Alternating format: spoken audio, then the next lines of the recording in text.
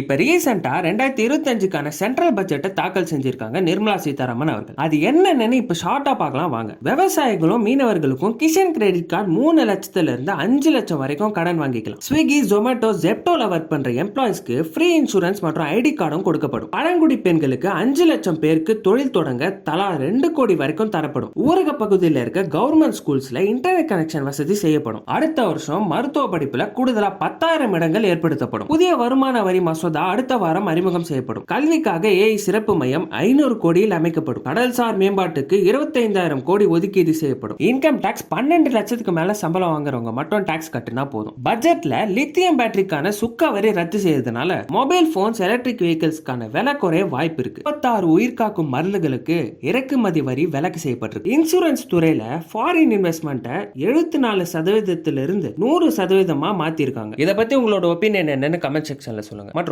சட்டம் தொடர்பான செய்திகளை தெரிஞ்சுக்க எங்க சேனலை சப்ஸ்கிரைப் பண்ணுங்க.